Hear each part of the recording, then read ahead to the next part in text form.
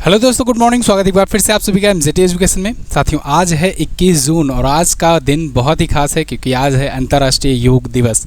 आज की वीडियो में हम लोग आज की करंट अफेयर के क्वेश्चंस को डिटेल में तो पढ़ेंगे ही पढ़ेंगे, साथ ही साथ योग के महत्व के बारे में भी समझेंगे। तो पूरी वीडियो एंड तक देखिएगा, काफ़ी डिटेल कंटेंट है, एंड तक देखिएगा। बहुत सारी रिवीजन भी मैं करवाऊंगा, आपको पसंद आएगी तो इसे लाइक ज़रूर करना। और हाँ, वीडियो को लाइक ज़रूर कर दिया करो, आपके लाइक करने से रीच बढ़ती है। और कमेंट भी कर दिया करो क्योंकि आप लोग जब लाइक और कमेंट करते हो तो यूट्यूब समझता है कि कंटेंट और आगे शेयर करना है, स्प्रेड करना है। पिछले कुछ दिनों से हमारी वीडियोज़ का या तो नोटिफिकेशन नहीं जा पा रहा है या तो स्प्रेड नहीं हो पा रही है, रीच नहीं मिल रही। तो आप लोग इसमें मदद कीजिए, लाइक और शेयर किया कीजिए, ठीक है। चलिए, सबसे पहले रिवीजन करते हैं हमेशा की तरह। तो लास्ट डे का रिवीजन हम लोग करेंगे। पहला क्वेश्चन कल हम लोगों ने पढ़ा था विश्व शरणार्थी दिवस यानी वर्ल्ड रिफ्यूजी डे। अच्छे से इसको हम लोगों ने देखा था कल। वर्ल्ड रिफ्यूजी डे 20 जून को मनाया जाता है। थीम है सॉलिडेरिटी विथ रिफ्यूजी इस बार की। भारत सरकार ने ऑपरेशन सिंधु चला करके ईरान में फंसे भारतीयों को और भारतीय स्टूडेंट्स को वहाँ से वापस लाया है। और राम बहादुर राय जी प्रख्यात पत्रकार हैं और इनको पद्म भूषण पुरस्कार अभी प्रदान किया गया है। सेबी के बोर्ड में नियुक्त होने वाली भारत की पहली महिला आर्थिक मामलों की सचिव नियुक्त की गई हैं अनुराधा ठाकुर। इसके अलावा कल हम लोगों ने पढ़ा था कि यूएन ने वर्ष 2026 को अंतर्राष्ट्रीय महिला किसान वर्ष घोषित किया है। बान जलवायु परिवर्तन सम्मेलन, ये बान जर्मनी में आयोजित किया गया, जर्मनी के बान शहर में। और एनिमेशन फिल्म देसी ऊन, एनिमेटेड फिल्म है ये, इसने फ्रांस में एनएसी इंटरनेशनल एनिमेशन फेस्टिवल में सर्वश्रेष्ठ कमीशन फिल्म के लिए जूरी पुरस्कार जीता है। भारतीय प्रधानमंत्री मोदी की क्रोएशिया यात्रा के दौरान भारत और क्रोएशिया के बीच 4 समझौतों पर हस्ताक्षर हुए हैं। इसमें कल्चर और संस्कृति, ट्रैवल, इन सब को लेकर के है। 10वें आईसीसी महिला टी20 क्रिकेट विश्व कप की मेज़बानी इंग्लैंड करने जा रहा है, 2026 में होगा। पिछला वाला जो आईसीसी टी20 महिला क्रिकेट विश्व कप था, इसको न्यूजीलैंड ने जीता था। और पद्मश्री से सम्मानित प्रख्यात पर्यावरणविद और वन्यजीव विशेषज्ञ मारुति चितमपल्ली का निधन हो गया है। ये टॉप 10 करंट अफेयर के क्वेश्चंस थे कल की वीडियो से, जिनका आपने किया है रिवीजन, ठीक है जी। अब आज की करंट अफेयर देखेंगे, लेकिन इसकी पीडीएफ और क्विज आपको कहाँ मिलेगी? एमजेटी ऐप पर, ठीक है जी। पहला क्वेश्चन देखते हैं। पहला क्वेश्चन, अंतर्राष्ट्रीय योग दिवस, इसकी थीम क्या रखी गई है? आज अंतर्राष्ट्रीय योग दिवस है, आज यानी कि 21 जून को। प्रत्येक वर्ष 21 जून को मनाया जाता है अंतर्राष्ट्रीय योग दिवस। इस बार की थीम रखी गई है yoga for one earth one health. Yoga for one earth one health, very very most important question है। योग दिवस की थीम बहुत ज़्यादा पूछी जाती है, इसको आप याद ही रखिएगा। 2015 में भारत की ही पहल पर योग के महत्व को दुनिया भर में स्प्रेड करने के लिए भारत की पहल पर यूएन के द्वारा मनाया जाना शुरू हुआ है, ठीक है। तो भारत ने प्रस्ताव दिया था यूएन में कि भाई अंतर्राष्ट्रीय योग दिवस मनाया जाना चाहिए। अब ये अंतर्राष्ट्रीय योग दिवस जो है योगा के महत्व को दुनिया भर में फैलाता है। योग अपने मतलब समझ लो कि प्राचीन समय से ही भारत से जुड़ा हुआ है, अपने ग्रंथों से और जो भी पुराण रहे हैं उन सब से संबंधित है। योग से शारीरिक हेल्प, मानसिक हेल्प तो मिलता ही है, मन की शांति भी मिलती है। योग दिवस 21 जून को ही क्यों चुना गया? क्योंकि 21 जून जो होता है ना, ये सबसे बड़ा दिन होता है उत्तरी गोलार्ध में, खास करके जो आप देखो, क्योंकि हम लोग जो हैं उत्तरी गोलार्ध में हैं। भारत आप जानते हो उत्तरी गोलार्ध में ये जो कर्क रेखा है और ये मकर रेखा होता है। तो भारत कहाँ पर है? भारत के बीचों बीच से कर्क रेखा कटती है, ठीक है ना। तो भारत जो है यहीं पर है, कहीं पर उत्तरी गोलार्ध में है, कर्क रेखा के बीचों बीच में भारत पड़ता है। तो भारत में भी 21 जून सबसे बड़ा दिन होता है क्योंकि उत्तरी गोलार्ध में 21 जून का दिन जो होता है ये ग्रीष्म संक्रांति इसे कहते हैं। इस दिन सूर्य बिल्कुल ठीक ऊपर होता है, इसलिए सबसे लंबा दिन माना जाता है। इसके बाद से ही दक्षिणायन में प्रवेश करना शुरू करता है सूर्य और फिर धीरे धीरे दिन छोटा होना शुरू होता है। खैर, ये तो इस कारण था कि क्यों चुना गया है। खैर, 11वां संस्करण था इस बार का, ये याद रखना। अब अभी तक जून मंथ के जितने भी महत्वपूर्ण दिवस आए हैं उनका रिवीजन करेंगे। 1 जून को विश्व दुग्ध दिवस, 2 जून तेलंगाना राज्य स्थापना दिवस, 5 जून विश्व पर्यावरण दिवस, इंपॉर्टेंट है, इसे याद रखना। इसकी भी थीम बहुत पूछी जाती है, बीट प्लास्टिक पॉल्यूशन, ये थीम है इस बार की। 7 जून विश्व खाद्य सुरक्षा दिवस, 8 जून विश्व मस्तिष्क ट्यूमर दिवस, 8 जून को ही विश्व महासागर दिवस मनाया जाता है, ये भी इंपॉर्टेंट है। 11 जून अंतर्राष्ट्रीय खेल दिवस, इंपॉर्टेंट है। विश्व बाल श्रम निषेध दिवस 12 जून को, 14 जून को विश्व रक्तदाता दिवस, अगेन इंपॉर्टेंट है। 15 जून आसियान डेंगू दिवस, 17 जून विश्व मरुस्थलीकरण रोकथाम दिवस, इंपॉर्टेंट है। 18 जून आर्टिस्टिक गौरव दिवस, 20 जून को विश्व शरणार्थी दिवस और 21 जून को योगा दी, ठीक है। अगला, हाल ही में साहित्य अकादमी ने हिंदी भाषा के लिए युवा साहित्य पुरस्कार किसे दिया है? तो हिंदी भाषा के लिए युवा साहित्य पुरस्कार पाए हुए हैं पार्वती तिर्की, इनको मिला है हिंदी भाषा के लिए। साहित्य अकादमी पुरस्कार ने अभी 23 राइटर्स को दिया है साहित्य युवा पुरस्कार और 24 अथर्स को दिया गया है बाल पुरस्कार। ठीक, 23 युवा पुरस्कार विजेता हैं, 24 बाल साहित्य पुरस्कार विजेता हैं। अलग अलग लैंग्वेजेस के लिए दिए जाते हैं। तो इसमें पार्वती तिर्की, जैसे मैंने आपको बताया, हिंदी के लिए मिला है, अंग्रेजी के लिए मिला है अद्वैत कोट्टारी को, ऐसे अलग अलग लैंग्वेजेस के लिए मिला है। इस बार डोगरी लैंग्वेज के लिए नहीं दिया गया है, ये बात ध्यान रखना। युवा पुरस्कार डोगरी लैंग्वेज के लिए इस बार नहीं दिया गया। साहित्य अकादमी की स्थापना 1954 में हुई थी। नई दिल्ली में हेडक्वार्टर है। अध्यक्ष हैं माधव कौशिक, इसके अध्यक्ष हैं साहित्य अकादमी के। तो साहित्य अकादमी ही से देता है। हाल ही में गूगल ने कहां पर एशिया पैसिफिक क्षेत्र का सबसे बड़ा और पहला सेफ्टी इंजीनियरिंग सेंटर शुरू किया है? तो गूगल ने जब शुरुआत में डील हुई थी, अनाउंस हुई थी, तो भी मैंने आपको बताया था आज से कुछ महीनों पहले, गूगल ने अब इसका फाइनल कर दिया है, बनाना शुरू कर दिया है। एशिया पैसिफिक क्षेत्र का ये पहला और सबसे बड़ा सेफ्टी इंजीनियरिंग सेंटर होने वाला है गूगल का, और ये इंडिया में हो रहा है, इसलिए और ख़ास हो जाता है। इंडिया में हैदराबाद, तेलंगाना में ये स्थापित किया जा रहा है, ठीक है ना, गूगल के द्वारा। तो ये एशिया पैसिफिक क्षेत्र का सबसे बड़ा होगा। 18 जून को इसकी लॉन्चिंग हुई और मुख्यमंत्री Revanth Reddy, IT minister D Sridhar Babu और गूगल के वरिष्ठ अधिकारी इसमें शामिल रहे, जिन्होंने इसका उद्घाटन किया हुआ है, ठीक है, तेलंगाना में। इसमें एआई की बढ़ती ताकत, ऑनलाइन फ्रॉड के बढ़ते खतरों के बीच ये केंद्र भारत में जिम्मेदार तकनीकी विकास और डिजिटल नागरिकों की सुरक्षा को बढ़ावा देगा। गूगल के बारे में आप जानते हो, 1998 में इसकी स्थापना हुई थी। सुंदर पिचाई इसके वर्तमान में सीईओ हैं और लैरी पेज और सर्जेई ब्रिन ने इसकी स्थापना करी थी, संस्थापक थे। अगला, देश में उपग्रह आधारित इंटरनेट सेवाएं यानी कि satellite based internet services provide करने के लिए स्पेस एक्स ने किस भारतीय टेलीकॉम कंपनी के साथ समझौता किया? तो स्पेस एक्स यहाँ पर देखिए बहुत चालाक है। स्पेस एक्स ने देखा कि इंडिया में दो ही बड़े धुरंधर हैं, दो ही के बीच में आपस में कंपटीशन चलता है, एक तो एयरटेल, एक तो जियो। ना ही वोडाफोन कम्पिटिटिव लेवल पर रहता है, ना ही बीएसएनएल कम्पिटिटिव लेवल पर रहता है। तो इसने क्या किया कि दोनों ही के साथ समझौता कर लिया। अब इन दोनों के साथ समझौता करके ये satellite based internet service provide करेगा। तो जियो और एयरटेल के साथ समझौता हुआ है। उपरोक्त दोनों ऑप्शन आपका करेक्ट हो जाएगा। किसके साथ समझौता हुआ है? स्पेस एक्स के साथ। स्पेस एक्स के साथ इन दोनों ने मिलकर के समझौता किया है। अब ये सैटेलाइट बेस्ड इंटरनेट सर्विस क्या है? देखिए, पृथ्वी है, पृथ्वी में अपना प्यारा भारत भी है। मैंने आपको बताया कि उत्तरी गोलार्ध में है यहाँ पर, ठीक है, इसे कुछ भावनाओं को समझो। तो अब देखिए यहाँ पर बहुत सारी जगहें ऐसी होंगी, बहुत सारे पहाड़ी इलाके होंगे, बहुत सारे ऐसे क्रिटिकल एरिया होंगे, बहुत सारे जंगली इलाके होंगे, लंबे लंबे वन क्षेत्र होंगे जहाँ तक टावर नहीं लगाए जा सके बीच में जाकर के, और वहाँ तक नेटवर्क नहीं पहुँचता है। आबादी भी बहुत कम रहती है। बहुत रेगिस्तान वाले भी एरिया हैं अपने भारत में, बहुत पठार वाले भी एरिया हैं, बहुत जगह ऐसी हैं जहाँ मनुष्य उतना नहीं रहते हैं, कुछ लोग रहते हैं, और कुछ लोग के लिए कंपनियाँ इतना इन्वेस्टमेंट नहीं करती हैं। तो ऐसे में वहाँ पर आज तक नेटवर्क नहीं पहुँच पाया है। वहाँ पर मोबाइल कनेक्टिविटी या इंटरनेट कनेक्टिविटी बहुत बड़ी समस्या बनी हुई है। तो ऐसे में एक नया प्लान खोजा है स्पेस एक्स के मालिक एलन मस्क ने। आप जानते हो ये एलन मस्क नहीं है, एलियन मस्क हैं, ये कुछ अलग ही सोचते हैं। इन्होंने क्या किया कि पृथ्वी के ऊपर अंतरिक्ष में 7000 से ज़्यादा सैटेलाइट का एक नेटवर्क बना दिया, या कहें गुच्छा भेज दिया। 7000 सैटेलाइट के माध्यम से पूरी पृथ्वी को घेर दिया, एक जाल बना दिया, असली इंटरनेट बना दिया इन्होंने, इंटर का नेट बना दिया। तो इन सैटेलाइट के माध्यम से ये प्रोवाइड करने लगे अंतरिक्ष से ही इंटरनेट। अब तक इंटरनेट कैसे आता था? आप सोचते होगे कि मोबाइल में हमारे आता है, मोबाइल किसी से कनेक्ट नहीं होता है तो आसमान से आता होगा, नहीं। अब तक जो आता था वो फाइबर केबल के माध्यम से आता है इंटरनेट। ये प्रोसेस मैं कई बार आपको बता चुका हूँ। फाइबर ऑप्टिक्स बिछवाना पड़ता है समुद्र के नीचे। मुकेश अंबानी ने 2008 में जियो की स्थापना की थी, 2016 तक फाइबर केबल बिछवाया।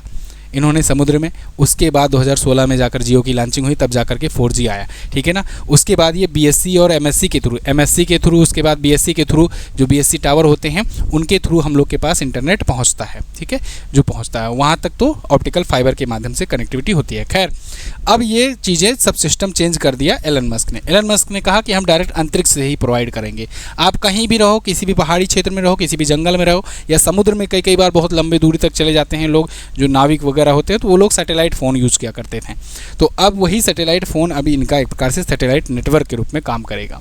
किसी भी कंपनी की कोई ऐसी ज़रूरत नहीं पड़ेगी, डायरेक्ट SpaceX का आप लगाओ और टावर आपके यहाँ पूरा पकड़ेगा। तो स्टारलिंक नाम का प्रोजेक्ट ये एलन मस्क की कंपनी शुरू की हुई है, और इस स्टारलिंक प्रोजेक्ट का समझौता अब हो गया है एयरटेल और जियो के साथ। बात समझ में आई पूरी? चलिए, तो अब इससे डिजिटल इंडिया पहल को मजबूती बनाएंगे। लेकिन अगेन अभी ये बहुत कॉस्टली है, बहुत कॉस्टली मतलब मैं आपको बताऊं एक एग्जांपल। इसका प्लान जो आया है इंडिया के लिए 3,999 रुपये प्रति महीने के लिए है। सोचो इतने का है पैकेज। आप 399 में मतलब 399 भी महंगा लगता है महीने का, लेकिन यहाँ 3,999 है। तो बहुत सारे लोग ये भी सोचते हैं कि कौन इसको लगवाएगा, लेकिन मैं आपको बता दूं कि जिनके पास आज तक इंटरनेट नहीं पहुंच पाई है ना, उनको ये सस्ता ही लगेगा, वो बिल्कुल खर्च करेंगे, है ना। जो रिमोट एरिया में रह रहे हैं तो उनके लिए ये 4,000 में आराम से महीने भर की इंटरनेट मिल रहा है, कम से कम वो कनेक्ट तो रहेंगे। खैर, जो भी हो, इनका बिजनेस प्लान है, उन्होंने कुछ सोचा होगा, रिसर्च किया होगा, तभी ये इतना रेट रखे हुए हैं। आप जो है MJT ऐप पर जाकर लास्ट 6 मंथ की ई-बुक बिल्कुल सस्ते में पा सकते हो। 79 में पा जाओगे आप, मात्र 79 में आप 6 महीने का कंटेंट पा जाओगे, ठीक है ना। यहाँ 399 एक महीने का नहीं, यहाँ 79 में 6 महीने तक का कंटेंट आपको मिल रहा है, और 1850 क्वेश्चंस इसमें हैं करंट अफेयर के। इसको पढ़ोगे तो आपका एग्जाम में सिलेक्शन भी हो जाएगा, तो आपको वो 3,000 भी महंगा नहीं लगेगा।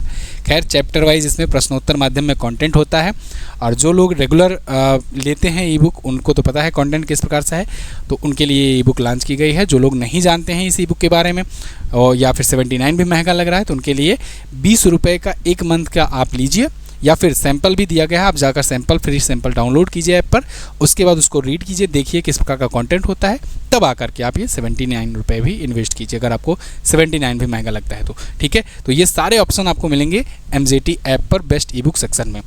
MJT ऐप ओपन करोगे तो बेस्ट ई बुक सेक्शन में ही आपको ये सारी चीज़ें मिलेंगी। अगला क्वेश्चन, ऊर्जा बदलाव सूचकांक या एनर्जी ट्रांजिशन इंडेक्स, इसमें भारत किस स्थान पर? ये बहुत अच्छा क्वेश्चन है, इंपॉर्टेंट क्वेश्चन है। एनर्जी ट्रांजिशन इंडेक्स में भारत किस स्थान पर है? भारत आ गया है साथियों 71वें स्थान पर। एनर्जी ट्रांजिशन इंडेक्स आई हुई है, और ये WEF के द्वारा जारी की जाती है। इसमें भारत 71वें स्थान पर है। ये इंपॉर्टेंट रैंकिंग है, याद रखना, पूछी जाती है।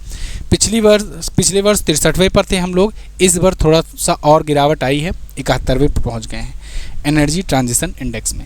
फर्स्ट पर स्वीडन बना हुआ है, अभी भी है, सेकंड पर फिनलैंड है, थर्ड पर डेनमार्क है, लास्ट में कांगो गणराज्य है, ठीक है।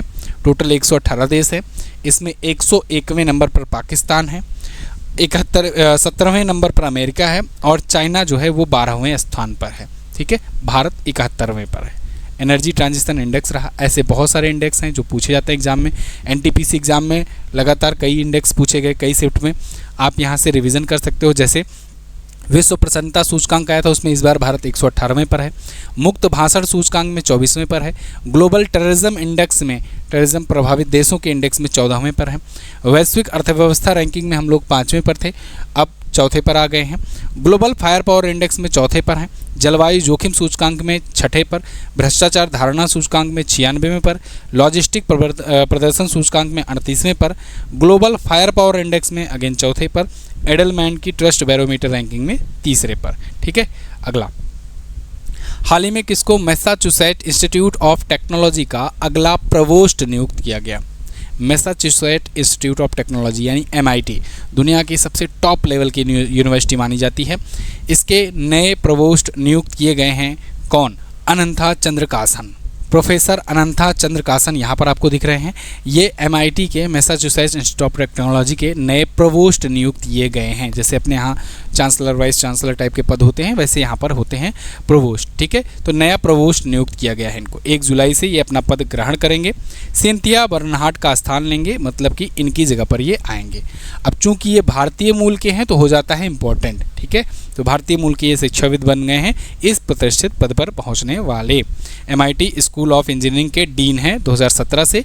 मुख्य नवाचार यानी इनोवेशन और रणनीतिक अधिकारी के रूप में भी कार्य कर रहे हैं। MIT अमेरिका में है। ठीक है, अगला, दिल्ली यूनिवर्सिटी ने किस समुदाय के छात्रों को प्रशिक्षित करने के लिए जय हिंद योजना शुरू की? जय हिंद योजना बहुत इंपॉर्टेंट योजना है, दिल्ली यूनिवर्सिटी ने शुरू किया है ST छात्रों के लिए, शेड्यूल्ड ट्राइब्स के लिए। देखो, इसका फुल फॉर्म भी आप याद रख लो। जनरल, जन का मतलब होता है जनरल, OBC मतलब अदर बैकवर्ड क्लास, SC मतलब शेड्यूल कास्ट, ST मतलब शेड्यूल्ड ट्राइब्स। इन दोनों में अक्सर लोग कंफ्यूज होते हैं। SC मतलब कि अनुसूचित जाति और ST मतलब अनुसूचित जनजाति। ठीक है ना, अनुसूचित जनजाति। जनरल मतलब सामान्य, OBC मतलब कि अन्य पिछड़ा वर्ग, और एक होता है EBC और एक होता है EWS। ठीक है, दोनों में भी अंदर है। EWS मतलब कि होता, देखो EBC मतलब होता है इकोनॉमिक बैकवर्ड क्लास और EWS मतलब होता है इकोनॉमिक वीकर सेक्शन। ठीक है, ये दोनों भी फुल फॉर्म पूछा जाएगा तो याद रखना, इकोनॉमिक बैकवर्ड क्लास और इकोनॉमिक वीकर सेक्शन। तो जय हिंद योजना पर बातें हैं हम लोग। जय हिंद योजना के तहत दिल्ली यूनिवर्सिटी अप स्किल करने में मदद करेगी ST स्टूडेंट्स के फ्रॉम द अक्रॉस कंट्री। पूरे भारत देश के जितने भी ST हैं यानी कि शेड्यूल्ड ट्राइब्स के, अनुसूचित जनजाति के जो छात्र हैं, उनको अप स्किल करने में मदद करेगा जय हिंद योजना के तहत। जय हिंद का फुल फॉर्म भी होता है, इसलिए तो मैंने कैपिटल लेटर में लिखा हुआ है। जय हिंद का फुल फॉर्म क्या होता है? जनजाति immersive holistic intervention for novel development.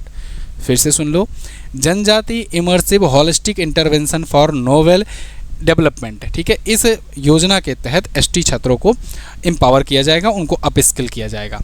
तो ये योजना CUET की तैयारी पर केंद्रित होगी, यानी कॉमन यूनिवर्सिटी एंट्रेंस टेस्ट जो होता है CUET टेस्ट, उस पर आधारित होगी। कक्षा 9 से 12 तक के छात्र डिजिटल और शैक्षणिक बाधाओं को पार कर सकेंगे। तो शुरुआत के तौर पर मणिपुर के उखरुल जिले से 25 ST छात्र आए और पहला बैच प्रशिक्षण के लिए तैयार हो गया। ठीक है जी, चलिए अगला क्वेश्चन है, महाराष्ट्र राज्य सरकार ने तीसरी भाषा के रूप में किस भाषा को स्कूलों में अनिवार्य किया? ये बड़ा विवाद वाला विषय बना हुआ है। महाराष्ट्र राज्य सरकार ने, कल इस पर मैंने आपको वीडियो देने का प्रयास किया था, हालांकि काफ़ी लेट हो गया तो इस वजह से वीडियो नहीं मिल पाई। आज हो सकेगा तो मैं आपको दूंगा। वैसे कंट्रोवर्सी चल रही है, कुछ न कुछ मुद्दा तो आएगा ही इस पर, तो मैं आपको वीडियो दूंगा। महाराष्ट्र राज्य सरकार ने क्या किया है कि तीसरी लैंग्वेज के रूप में हिंदी को अनिवार्य कर दिया है। हिंदी जो है वहाँ पर तीसरी लैंग्वेज के रूप में अनिवार्य है। वहाँ अब तक 2 ही लैंग्वेज थी हाई स्कूल तक के लिए, मतलब इंग्लिश और मराठी। अब हिंदी को तीसरी लैंग्वेज के रूप में अनिवार्य कर दिया गया है। अब अगर आपको याद हो तो मैंने कुछ दिन क्या मतलब 1-2 महीने हो गए, दक्षिण भारत और उत्तर भारत पर एक वीडियो दी थी आपको ट्रेंडिंग टॉपिक पर। उसमें मैंने बताया था कि सेम ऐसे ही तमिलनाडु जो है वो करने से मना कर रहा है। तमिलनाडु तीसरी भाषा के रूप में हिंदी को स्वीकार्यता नहीं दे रहा है और हिंदी कह रहा था, तमिलनाडु कह रहा था कि जो सेंट्रल गवर्नमेंट है वो हम पर ज़बरदस्ती हिंदी थोप रही है। कुछ ऐसा ही मामला यहाँ पर भी देखने को मिल रहा था। हालांकि चूँकि यहाँ पर गवर्नमेंट जो है महाराष्ट्र राज्य में बीजेपी की है और बीजेपी जो है हिंदी भाषी राज्यों में दबदबा ज़्यादा रहता है, तो आराम से यहाँ पर तो ये तो लागू कर दिए, लेकिन जो विपक्षी दल हैं वो सब विरोध कर रहे हैं, इसलिए महाराष्ट्र में अभी ये कंट्रोवर्सी बनी हुई है। खैर, ये 3 लैंग्वेज का प्रावधान कहाँ से आया या कहाँ से आइडिया आया, इसको भी मैं अभी आपको समझाता हूँ। Hindi as a third language in Maharashtra schools receive flag opposition college by trial. अब देखो, ये एक्चुअली में न्यू एजुकेशन पॉलिसी 2020 के तहत है। जो नई राष्ट्रीय शिक्षा नीति है ना, न्यू नेशनल एजुकेशन पॉलिसी 2020, उसमें ये कहा गया है कि भाई 3 लैंग्वेज जो है एटलीस्ट अनिवार्य किया जाएगा, जिसमें एक घरेलू लैंग्वेज होगा, डोमेस्टिक लैंग्वेज होगा, जो व्यक्ति वहाँ पर जहाँ पर जिस राज्य में पढ़ता है। तो उसी के तहत कक्षा 1 से 5 तक हिंदी को आमतौर पर तीसरी भाषा के रूप में पढ़ाया जाएगा। मराठी और अंग्रेजी माध्यम में भी ये रहेगा, मतलब मराठी और अंग्रेजी तो मेन रहेगी ही, हिंदी को भी अनिवार्य रूप से पढ़ाया जाएगा। तो 3 भाषा का प्रावधान कहाँ से आया? New education policy, new national education policy से। ठीक है, और इसी को लागू नहीं कर रहे थे। अच्छा, अब नई राष्ट्रीय शिक्षा नीति देखो नाम से ही स्पष्ट है 2020 में आई है, तो 2020 में ही लागू हुई। लेकिन पहला राज्य पूछा जाएगा कौन था पहला राज्य लागू करने वाला, तो आप कहोगे कर्नाटक।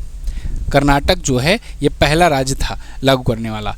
दूसरा पूछा जाएगा इसे लागू करने वाला कौन था, तो आप बताओगे मध्य प्रदेश। ठीक है जी। नेशनल एजुकेशन पॉलिसी कितने साल बाद आई थी, तो ये 34 वर्ष पहले 34 वर्ष बाद आई थी, क्योंकि इससे पहले 34 वर्ष पहले 1986 में सेकंड वाली नेशनल एजुकेशन पॉलिसी चल रही थी, जो अपने पापा लोग पढ़े थे। ठीक है ना, हम लोग जो पढ़े थे वो सब ये वाला था 1986 वाला। अब की जनरेशन पढ़ेंगे वो ये वाला होगा मध्यम। ठीक है, चलिए इस पर भी मैंने आपको डिटेल में वीडियो दी हुई है, अगर आपका मन करे तो आप new education policy MJT education लिखकर सर्च कर लेना। खैर, महाराष्ट्र आपको यहाँ पर मिल जाएगा। महाराष्ट्र की राजधानी होती है मुंबई और नागपुर। ये अपना बॉर्डर यहाँ के जितने भी राज्य आपको दिख रहे हैं सबसे शेयर करता है। ठीक है, चाहे आपको यहाँ पर गोवा दिख जाए, कर्नाटका, तेलंगाना, छत्तीसगढ़, मध्य प्रदेश और गुजरात। लोनार झील है। लोनार झील की खास बात यह है कि इसे पिंक लेक भी कहते हैं, क्योंकि इसका कलर गुलाबी हो जाता है। ये उल्का पिंड के गिरने से बनी थी। ये गुलाबी रंग किस वजह से होता है, क्योंकि यहाँ पर शैवाल की उपस्थिति पाई जाती है। ये क्वेश्चन पूछा गया हुआ है। ठीक है, और इसके बाद फिर लोनार झील हो गया, उपवन झील है, शिवसागर झील है, विहार झील है, वन्ना झील है, तडोबा नेशनल पार्क है, यहाँ पर चंदौली राष्ट्रीय उद्यान है, भीमा शंकर वन्यजीव अभयारण्य है, भोर घाट, थाल घाट, अम्बा घाट, ये यहाँ के प्रमुख घाट हैं, प्रमुख दर्रे हैं, पासेज हैं। ठीक है, और यहाँ के CM हैं देवेंद्र फडणवीस BJP पार्टी से, गवर्नर हैं CP राधाकृष्णन। 36 जिले हैं, 288 विधानसभा में सीटें हैं, 48 लोकसभा में और राज्यसभा में 19 यहाँ से जाती हैं। अगला, ECI की नई प्रणाली के अनुसार मतदाताओं को कितने दिन में मतदाता फोटो पहचान पत्र प्राप्त होगा। ECI ने एक नई गाइडलाइन जारी की हुई है, एक नया सिस्टम बना दिया हुआ है। इसके तहत इन्होंने कहा है कि अब मतदाताओं को मात्र 15 दिन में मतदाता फोटो पहचान पत्र मिल जाएगा। अप्लाई करने के मात्र 15 दिनों में। ये बहुत इंपॉर्टेंट है, क्योंकि कई बार क्या होता है, बहुत सारे लोगों का वोटर लिस्ट से नाम ही कट जाता है। तो लास्ट टाइम पर वोटर लिस्ट के बारे में पता चलता है, उसके बाद फिर जब नाम नहीं रहता है और ID नहीं रहती है, तो फिर दौड़ भाग लगाते हैं चक्कर में, नाम बढ़ नहीं पाता है। तो कई बार ये सब दिक्कत आती है। वोटर ID अब 15 दिन में बन जाएगी और उसके बाद लोग यहाँ पर वोट कर पाएंगे। 15 दिन में बन जाएगा, ये कहा है ECI ने, यानी इलेक्शन कमीशन ऑफ इंडिया ने कहा है। ठीक है, भारतीय निर्वाचन आयोग ने कहा हुआ है 15 दिन के अंदर। तो ऐसा ये सिस्टम बनाएंगे। भारतीय चुनाव आयोग के बारे में बात करें तो 25 जनवरी 1950 को इसकी स्थापना हुई थी, इसीलिए 25 जनवरी को हम लोग मनाते हैं मतदाता दिवस। ठीक है, किस लिए, क्योंकि 25 जनवरी को ही 1950 में इस आयोग का गठन हुआ था। नई दिल्ली में हेडक्वार्टर है। इसके बारे में अनुच्छेद 324 में उल्लेख है। याद रखना, 1993 के पहले 1993 के पहले चुनाव आयोग 1 सदस्यीय हुआ करता था। इसके बाद चुनाव आयोग हो गया 3 सदस्यीय। 3 सदस्यीय मतलब एक होंगे चीफ इलेक्शन कमिश्नर CEC, उसके बाद 2 इलेक्शन कमिश्नर होते हैं। ठीक है, ये बात ध्यान रखना। तो और बाकी चुनाव आयोग के बारे में और क्या, कौन से भाग में है चुनाव आयोग, 324 किस भाग में पड़ेगा, आप कमेंट करके बता ही सकते हो। आगे, अच्छा, अभी बिहार में पहली मोबाइल बेस्ड वोटिंग सुविधा, वोटिंग सुविधा शुरू की गई है। बिहार पहला राज्य बना है। बिहार के इस बार के विधानसभा चुनाव में उसका नगर निकाय के चुनाव में उसका यूज किया जाएगा, ये भी ध्यान रखना। हाल ही में जारी परफॉर्मेंस ग्रेडिंग इंडेक्स यानी PGI 2.0 रिपोर्ट में कौन सा राज्य शीर्ष पर आया। परफॉर्मेंस ग्रेडिंग इंडेक्स जारी किया गया है। इसमें लास्ट में है मेघालय, लेकिन यहाँ पूछा गया है फर्स्ट पर कौन आया है। फर्स्ट पर है चंडीगढ़। अब चंडीगढ़ आप कहोगे राज्य नहीं है बिल्कुल, लेकिन एक ये यूनियन टेरिटरी के रूप में भी काम करता है। ठीक है, चंडीगढ़, तो इसलिए चंडीगढ़ की राजधानी चंडीगढ़ भी है ना। पंजाब की राजधानी चंडीगढ़ है, चंडीगढ़ की राजधानी चंडीगढ़ है, हरियाणा की भी राजधानी चंडीगढ़ है। ओके, तो पंजाब है दूसरे स्थान पर यहाँ पर, और ये है फर्स्ट पोजीशन पर, और उत्तर प्रदेश नहीं, यहाँ पर दिल्ली है तीसरे स्थान पर। ठीक है, थर्ड पर दिल्ली है। सबसे कम अंक प्राप्त करने के बाद मेघालय रहा लास्ट में। टॉप 3 राज्य ये रहे। परफॉर्मेंस ग्रेडिंग इंडेक्स शिक्षा मंत्रालय के द्वारा जारी किया गया। अगर मंत्रालय पूछा जाएगा तो शिक्षा मंत्रालय बताना। 36 राज्य और केंद्र शासित प्रदेश मिलाकर हैं, 28 राज्य हैं, 8 केंद्र शासित प्रदेश हैं, मिलाओगे तो 36 हो जाएंगे। इन सब ने यहाँ पर मिलकर के हिस्सा लिया। ठीक है, 25 ने हिस्सा लिया है 36 में से। तो ये थे साथियों आज के दिन के टॉप 10 करंट अफेयर के क्वेश्चन। आई होप आपको सारे क्वेश्चन समझ में आ गए होंगे, जिससे लॉन्ग टर्म तक आपके दिमाग में बना रहेगा। अगर आप क्वेश्चन को समझ लेते हो तो लंबे समय तक याद रख पाओगे, रटोगे अगर तो ज़्यादा लंबे समय तक नहीं बना पाओगे। ऐसे ही लास्ट 6 मंथ की करंट अफेयर है आपके रिवीजन के लिए। इसमें भी डिटेल एक्सप्लेनेशन इस हिसाब से बना करके दिया गया है जिससे आप लंबे समय तक याद रख सको। इसमें ऐसा कुछ नहीं है कि वन लाइनर हो या फिर केवल क्वेश्चन आंसर हो। इसमें वेल क्वेश्चन आंसर के बाद उसका एक्सप्लेनेशन भी दिया है जिससे आपका डाउट ना रहे। कोई ऐसा ना लगे कोई आंसर मैं यहाँ पर बता दिया हूँ और आपको लगे कि ये तो आंसर मेरे हिसाब से नहीं होना चाहिए। उसका एक्सप्लेनेशन भी आप पढ़ोगे तो आपको पता चल जाएगा कि वो आंसर क्यों है। ठीक है, तो आप ये ई बुक ले सकते हो, मात्र 79 में है अभी के लिए। आप MZT ऐप पर जाकर ले सकते हो। इंग्लिश वाली भी काम चल रहा है उस पर, आज या कल में वो भी फाइनल होकर आ जाएगी। जिनको सफलता 4.0 बैच लेना है, हमारा GS बैच है, इसको आप लेकर के GS की अपनी तैयारी बिल्कुल फाउंडेशन तरीके से कर सकते हो। ठीक है, थैंक यू सो मच। अच्छा, लास्ट डे का क्वेश्चन रह गया है, इसको भी देख लेते हैं। कल मैंने आपसे पूछा था कि जो फास्टैग शुरू किया गया है, फास्टैग पास प्रोग्राम NHAI के द्वारा, ये कितने एक वर्ष में कितने चक्कर के लिए होगा टोल पर। तो ये एक वर्ष में 200 टोल पास कराएगा। ठीक है ना, पार कराएगा 3000 के एक सब्सक्रिप्शन पर। उसके बाद अगर एंड हो जाएगा तो दूसरा सब्सक्रिप्शन भी ले सकते हो, ऐसा नहीं है केवल एक ही सब्सक्रिप्शन ले सकते हो। यूरोप का एकमात्र देश कौन सा है जहां पर राष्ट्रव्यापी ई वोटिंग सफलतापूर्वक लागू किया गया है? इसका आंसर एस्टोनिया था। आज आपको क्या बताना है? आज का आपके लिए क्वेश्चन है, यूक्रेन में फंसे भारतीयों को निकालने के लिए जब रसिया यूक्रेन युद्ध चल रहा था उस टाइम भारत ने कौन सा अभियान शुरू किया था, कौन सा ऑपरेशन शुरू किया था? किस देश ने सबसे ज़्यादा बार ICC महिला T20 क्रिकेट विश्व कप जीता है? कमेंट करके दोनों का आंसर बताइए। दोनों क्वेश्चन कल की वीडियो से ही लिए गए हैं, तो इनका आप आंसर दीजिए। और अभी तक अगर लाइक करना भूल गए हो तो लाइक ज़रूर कर दो साथियों। एक कमेंट भी छोड़ दो, कुछ भी आप लिख दो, थैंक यू लिख दो, गुड मॉर्निंग, गुड इवनिंग, कुछ भी लिख दो, लेकिन एक कमेंट ज़रूर छोड़ दो और कोशिश करो शेयर कर दिया करो। ठीक है, आप लोगों से ही है मैं हूँ, तो आप लोग शेयर करोगे, सपोर्ट करोगे, तभी ये चैनल ग्रो होगा, तभी हम भी पूरी एनर्जी से आपको पढ़ा पाएंगे। Thank you so much. मिलेंगे अगली क्लास में, तब तक के लिए नमस्कार, जय हिंद, वंदे मातरम।